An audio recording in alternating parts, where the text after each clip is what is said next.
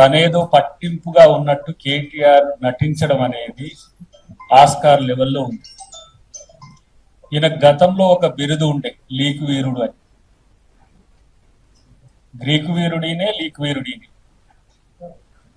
10 సందర్భాల్లో గత బీఆర్ఎస్ ప్రభుత్వ హయాంలో లీక్ జరిగితే ముఖ్యమంత్రిగా అయిన తర్వాత మొత్తం పరీక్షల సిస్టమ్ని స్ట్రీమ్ లైన్ చేసి ఇప్పుడు దాదాపు ఇచ్చిన ఉద్యోగాల్లో ఎక్కడ ఒక్క లీక్ లేకుండా ఈరోజు పరీక్షలు నిర్వహించి ఎంతో మంది ఇలా ఉద్యోగాలు పొందిన పరిస్థితి ఉన్నాయి. ఇలా ధర్మేంద్ర ప్రధాన్కు స్ఫూర్తి వీరుడు ఎవరంటే కేటీఆర్ఏ. ఇక్కడి నుంచే సాఫ్ట్వేర్ అక్కడికి అప్డేట్ అయింది. గులాబీ కమలం వేరు వేరు కాదు, 2 పువ్వులే అన్నట్టుగా ఈ సాఫ్ట్వేర్ ను ఇదే సిస్టమ్ ను అక్కడికి పంపించి ఇవాళ అక్కడ లీక్లు కావడం వల్ల 12 మంది పైచిలుకు మంది విద్యార్థులు ఆత్మహత్య చేసుకున్నారు. అక్కడ వాళ్ళకు కూడా పట్టింపు లేదు. ఇక్కడ వీళ్ళకు కూడా ఇంతకుముందు వెంకట్ గారు చెప్పినట్టు అనామిక రీకౌంటింగ్ అప్లై చేసుకున్న తర్వాత ఆమెకు 48 మార్కులు వచ్చినాయి. అప్పటికే ఆమె చనిపోయింది. అప్పుడు 27 మంది చనిపోయారు ఇంటర్మీడియట్ అప్పుడు. ఇప్పుడు 12 మంది పైచిలకు. మొన్న జరిగిన సంఘటనలో 100 మంది పైచిలకు ఐసీయూలో ఉన్నారు. 1000 మంది విద్యార్థులు ఇప్పుడు హాస్పిటాలిటీ కోసం రామ్ మనోహర్ లోహియానా, ఎయిమ్స్, అక్కడ ఉన్న గవర్నమెంట్ హాస్పిటల్స్ అన్నిట్లో కూడా వైద్యం కొరకు తిరుగుతున్నారు. ఆ రోజు ఈ ప్రభుత్వము బీఆర్ఎస్ ప్రభుత్వం ఆ రోజు ఎట్లా వ్యవహరించిందో ఇప్పుడు బీజేపీ ప్రభుత్వం కూడా అట్నే వ్యవహరిస్తున్నది. ధర్నా చేసిన వాళ్ళు తప్పన్నట్టు, ధర్నా అసలు చేయడమే తప్పు, పైగా రాహుల్ గాంధీ గారు ప్రధానమంత్రి గారు ఇంటి ముందు పోవడమే తప్పు అన్నట్టుగా మాట్లాడుతున్న మీరు ఈ రోజు జరిగిన సంఘటన కనీసం సిగ్గుపడట్లేదు. ఈయన దాని డైరెక్షన్ ఈయనకు వచ్చినట్టు, అదేదో పరంపర కోక్రోచ్ పార్టీకి ఈయన పునాది అయినట్టు మీకెక్కడి నైతిక హక్కు?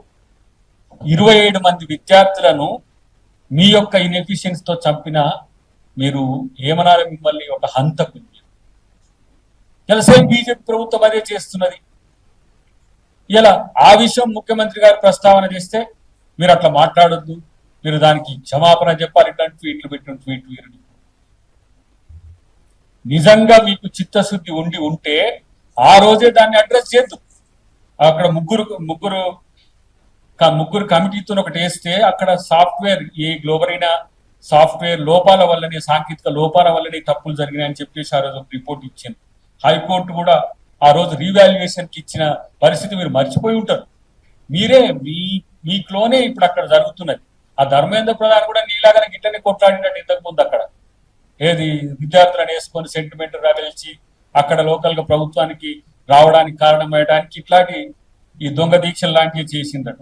నేనేమంటున్నా అంటే ఇప్పుడు దీంట్లో బీజేపీ ప్రభుత్వాన్ని మీరు విమర్శిస్తున్నారా, కాంగ్రెస్ కార్యాచరణను మీరు సమర్థిస్తున్నారు? నిన్న పిసిసిలన్నీ, దేశం మొత్తాన పిసిసిలంతా అక్రమ అరెస్టులను, ముఖ్యంగా రాహుల్ గాంధీ గారు ఎల్ఓపిని, ప్రధాన ప్రతిపక్ష నాయకుడిని ఆ విధంగా అరెస్ట్ చేయడాన్ని అన్ని రాష్ట్రాల్లో వివిధ పార్టీలన్నీ కూడా ఖండించినాయి. మాలాంటి పిసిసిలన్నీ కూడా ధర్నా దిగినాయి. మరి ఎక్కడన్నా రాహుల్ గాంధీ గారిని అట్లా పోలీసులు వ్యవహరించడం కానీ, రక్తం కళ్ళదూడడం కానీ ఎక్కడన్నా ఖండించినవా ఈ మొహానికి? మళ్ళీ ఇక్కడికి వచ్చేసి ఇక్కడ ముఖ్యమంత్రి మీదనే మీ కార్యాచరణ అంటే మీ ఆలోచనలోనే ఏదో తేడా ఉండలే. తేడా వీరుడు, అది గుర్తుపెట్టుకో. మీరు బీజేపీకి వ్యతిరేకంగా పోరాడడం కాదు, రాష్ట్రంలో ఇక్కడ విద్యార్థులను ఆ విధంగా ఏదో అక్కడ జరిగినట్టుగా చేయడానికి, ఒక ప్రొవోక్ చేయడానికి, రెచ్చగొట్టడానికి చేస్తూ ఎత్తుకడానికి కాదు. ఈయన ఒకటే స్పందించి నిన్న మొన్న చూస్తా ఉన్నా. ఆ రోజు ఎటుపోయినావు? ఆ రోజు మున్సిపల్ శాఖ మంత్రిగా ఉంటివి, ఆ రోజు ఐటీ శాఖ మంత్రిగా ఉంటివి. నువ్వు నీ కంట్రోల్లోనే ఐటీ సాఫ్ట్వేర్ డెవలప్ అయ్యాయి. చచ్చిపోతే ఒక్కరోజైనా వచ్చి ఆ చనిపోయిన వాళ్ళ పాడెకాడ ఒక పువ్వు పెట్టిన బతుకా మీరు? మళ్ళా ఇప్పుడు రెచ్చగొడుతున్నా. వాళ్ళు కూడా ఉన్నారా? మొన్న ఎవరు మన ఈ ఓనర్లు మొన్ననే ప్రదీప్ కన్స్ట్రక్షన్స్, అది జన్వాడ ఫామ్ హౌస్, వాళ్ళు మీ ఫ్రెండ్సే. ఇక ఏది అక్రమ కట్టడాలు కట్టి ఇప్పుడు ఈ అక్రమ సాఫ్ట్వేర్ తో చేసిన వాళ్ళంతా కూడా మీ ఫ్రెండ్స్ రాజులు. రాజులు ఈయన యువరాజు అంట కదా. సో ఈ యువరాజుకు రాజులే దండుగా ఉన్న పరిస్థితుల్లో స్టూడెంట్స్ ను మోసం చేయాలని చూసి, లేకపోతే ఇదేదో బాగుంది ఎల్బీ నగర్ లో మీటింగ్ పెట్టినాం మంచిగా, అదేదో అక్కడ అందరు బిఆర్ఎస్ నాయకులతో మేము ఏదో తిట్టిపిచ్చినాం అట్లనే ఇట్లా అనుకునే పరిస్థితి వస్తే రేపటి రోజున అదే ఎవరైతే ఉద్యోగాలు పొందిన వాళ్ళు ఉంటారో వాళ్ళు కూడా ఆలోచిస్తున్నారు, ఈయన వల్ల మాకు జాబ్ రాకపోగా మా ఏజ్ బారైపోయి ఇలా మా బతుకులే చాలా అధోగతి పాలైన పరిస్థితుల్లో కేసీఆర్ కు వ్యతిరేకంగా మీటింగ్లు పెట్టడానికి వాళ్ళు సిద్ధం అవుతున్నారు. మీరు పరీక్షలు నిర్వహించరు, ఉద్యోగాలు ఇవ్వరు, ఉద్యోగాలు ఇచ్చిన ప్రభుత్వం మీద విషం చిమ్మే ప్రయత్నం చేస్తారు. సేమ్ అటనే రైతుల విషయంలో కూడా రైతులకు మీరు ఏమి చేయరు, రైతు రుణమాఫీ చేయరు, ఏమి చేయరు, రైతులను రెచ్చగొట్టే పని. చివరికి కేటీఆర్ బతికి ఏడికి వచ్చిందంటే ఈ అగిపుల్ల స్వామి కాడికి వచ్చింది. అలా బావటైపు నారదముని లెక్క ఇక్కడ పెట్టాలి, పుల్లలు పెట్టాలి, అలా లేపాలి. విద్యార్థులకు తెలియదా ఈ పరీక్షలను ఎవరు నిర్వహించిండ్రు, ఏ విధంగా ఉద్యోగాలు ఇచ్చిండ్రు అనే పరిస్థితి. కాబట్టి ఈ రోజు బీఆర్ఎస్ చేస్తున్నది ఏదైనా సరే రాజకీయం కోసమే చేస్తున్నది. ఇలా ఆ రోజు విద్యాశాఖ మంత్రిగా ఉన్న వాళ్ళు ఎవరు కూడా దాన్ని స్పందించలే. ఆమె కూడా మా అమ్మే అనుకుంటా సవితక్క, ఆమె నోరు మూయించింది, మీరు మాట్లాడలే. ముఖ్యమంత్రి అంటే రాడు, ముఖ్యమంత్రి అంటే ఆయన రాజు లెక్క ఉండేది అప్పట్లో. ఇలా మా ముఖ్యమంత్రి విద్యార్థుల విషయంలో ఏ చిన్న సమస్య వచ్చినా, నేనైతే ఈ మధ్య చూస్తున్నా కదా, నేను ఏవైతే బ్రేక్ఫాస్ట్ లంచ్ పెట్టే వాటికి కూడా నేను పోయి పరిశీలించి వచ్చిన 800 కోట్లతోని ఇలా బ్రేక్ఫాస్ట్ లంచ్ పెడుతున్న నాయకుడు ఇలా రేవంత్ రెడ్డి గారు. దేశంలోనే ఎవరు పెట్టట్లేదు. 800 crores బడ్జెట్ల కేటాయించింది. ఇలా దుస్తులతో పాటు స్కూళ్లను ఏ విధంగా స్థిరీకరించాలనే విషయంతో పాటు యంగ్ ఇండియా స్కూల్స్ అయితే ఇంటిగ్రేట్ ఏదైతే తెలంగాణ పబ్లిక్ స్కూల్స్ అయితే వీటన్నిటిని స్ట్రీమ్ లైన్ చేస్తుంటే, ఇంకొక వైపు ఈయన పక్కన ఉండే బీఆర్ఎస్ నాయకులను విద్యార్థులుగా మార్చి అక్కడ దొంగ వీరునిగా మారి పూర్తిగా ఒక మూమెంట్ ని క్రియేట్ చేసే ప్రయత్నం చేస్తే ఎవరు నమ్మాలని మిమ్మల్ని? నేనంటున్న ఈ రోజు ఆ రోజు చనిపోయిన అమరులైన 27 మంది విద్యార్థుల యొక్క చావుకు కారణమైన ఆ ప్రభుత్వానికి ప్రతినిధిగా ముక్కు నేలకు రాయాలని. ప్రాణం అంటే ఏంది?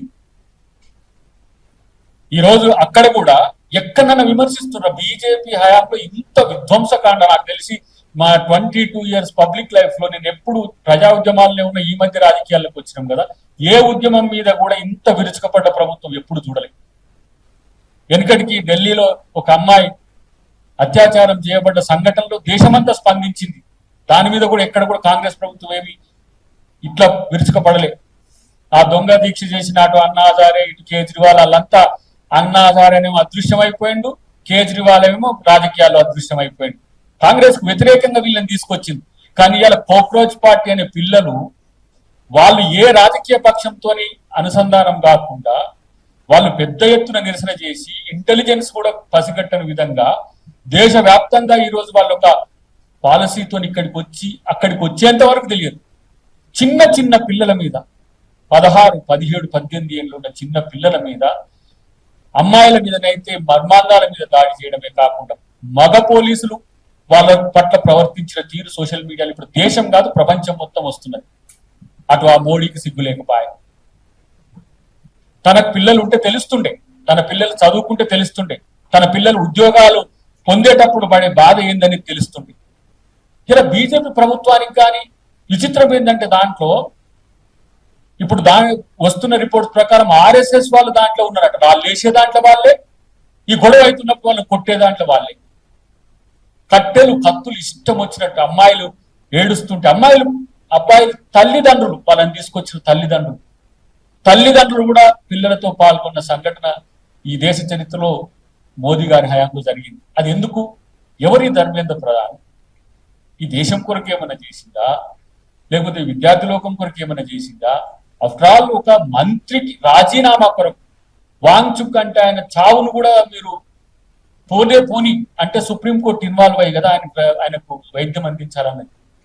కాబట్టి బీజేపీని అనలేక బీఆర్ఎస్ పార్టీ తడబడుతున్న తీరు గాని, ఇక్కడ కేటీఆర్ వ్యవహరిస్తున్న తీరు గాని, ఇక్కడ కాంగ్రెస్ ప్రభుత్వానికి వ్యతిరేకం చేయాలని నీకు నిజంగా ఆ సంఘటన పట్ల కన్సోల్ ఉండుంటే కనీసం ఖండించు. రాహుల్ గాంధీ గారిని మీరేం మెచ్చుకోనక్కర్లే, కానీ ఆ సంఘటనను ఖండించని బీఆర్ఎస్ పార్టీ విద్యార్థుల పట్ల, నిరుద్యోగుల పట్ల, చావుల పట్ల వీళ్ళకి ఇంత కన్విక్షన్ ఉందని చెప్పి నటించే ప్రయత్నం ఎందుకు చేస్తున్నారు? ఇది కదా రాజకీయం.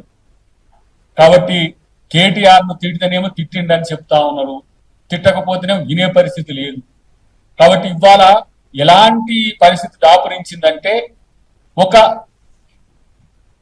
తరీకాతోని మాట్లాడే నాయకత్వం బీఆర్ఎస్ కు లేకపోవడం, ఆ ట్రోల్స్ కొరకు, ఆ ట్రోల్స్ టీవీల కొరకు, ఆ ట్రోల్స్ చేసే ఆ సంస్థల కొరకు ఇలా నాయకుడిగా మారి ప్రతిపక్ష నాయకుడు లేకపాయ, వీళ్ళకేమో హోదా లేకపాయ, దానికి స్పందించాలంటేనేమో మా వ్యవస్థ వాళ్ళ పట్ల స్పందించడానికి మీరు చిట్ చాట్ లో ఉన్నారు కదా, ఎంత ఎంత చెప్పిండో మీకు తెలుసు కదా. గ్లోబరీనా గురించి చెప్పిండు, అదంతా చెప్పిండు, అసలు ప్రతిపక్ష నాయకత్వానికి గురించి కూడా చెప్పిండు. కాబట్టి కొంచెం బాధ్యతగా రాజ్యాంగబద్ధ హోదాల్లో ఉన్న మీరు బాధ్యతగా వ్యవహరించకుండా యువతను ఏదో రెచ్చగొట్టే ధోరణి కనుక చేస్తే వాళ్ళే తిరగబడి మీ మీద దాడులు చేసే స్థితి ఉంటుందని చెప్పి తెలియజేస్తుంది.